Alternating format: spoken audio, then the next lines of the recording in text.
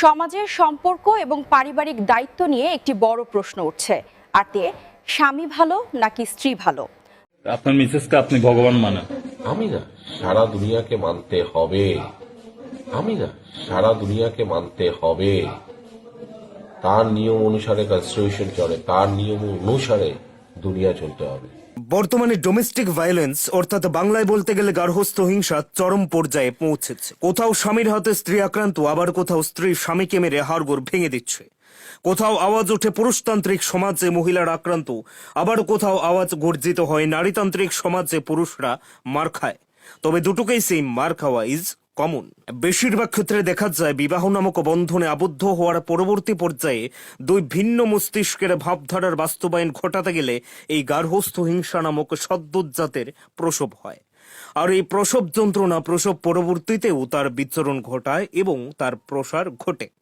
11 বছর ধরে তাহলে আপনাকে এইভাবে আঘাত কেন করলো?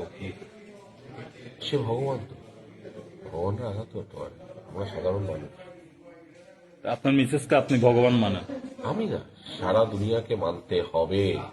ঘটনা এটা একদিনের ঘটনা, 11 বছর ধরে মানে 11 বছর ধরে এইভাবে আপনার উপরে বিভিন্ন অ্যাঙ্গেল দিয়ে। সংবাদে প্রকাশিত ওই ব্যক্তির বক্তব্যে বউ হচ্ছে ভগবান।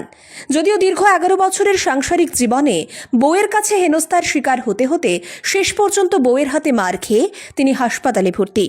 এমনটাই অভিযোগ আপনার নেত্রদয়ের সামনে মুঠোফোনের স্ক্রিনে ভেসে আসা এই ব্যক্তির। সরকারিভাবে তিনি রাজ্য সরকারের কৃষি দপ্তরের একজন অফিসার পদে কর্মরত। ওনার ব্যক্তিগত সম্মান রক্ষার্থে আমরা 24 নিউজ ত্রিপুরা ওনার পরিচয় গোপন রাখছি নিজে থেকেই।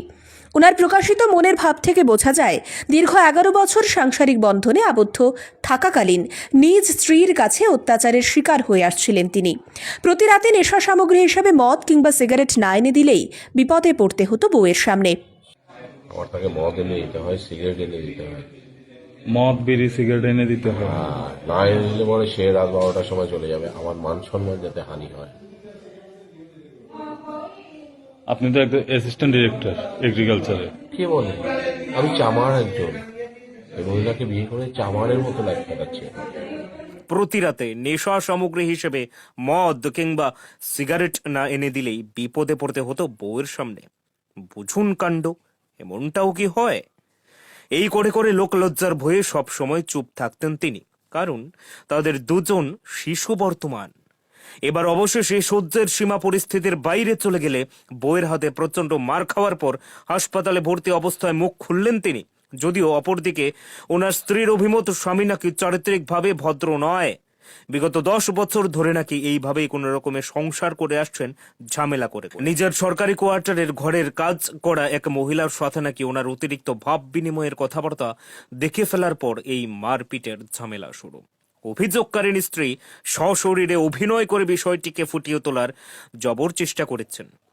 ঠিক আছে, কাজের মহিলার সাথে এখানে কাজের মহিলা রান্না করছে, এখানে দাঁড়িয়ে গুডুর গুডুর গুডুর গুডুর গুডুর গুডুর কথাবার্তা বলে যাচ্ছে।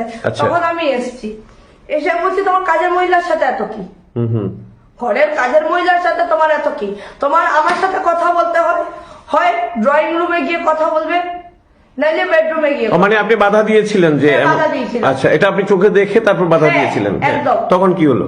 তখন আমাকে এখানে গলা ডাইরেক্টলি এরকম ভাবে চুলের মুঠি ধরে গলা চিপে ধরে এখানটায় এই জায়গায় যখন আটকে গেছে তখন এখানে আমি চাকুটা পেয়েছি। আর তখন তবে কে অপরাধী সেটা বিচার করা উপযুক্ত প্রমাণের অভাবে সম্ভব হচ্ছে না, এবং সেটা আমাদের দায়িত্বও নয়, এবং সেটা আমাদের কাজও নয়। কিন্তু এইভাবে গার্হস্থ্য হিংসার নামে সামাজিক ভারসাম্য বিঘ্নিত করা কর্মকাণ্ড বন্ধ হওয়াটাই শ্রেয়।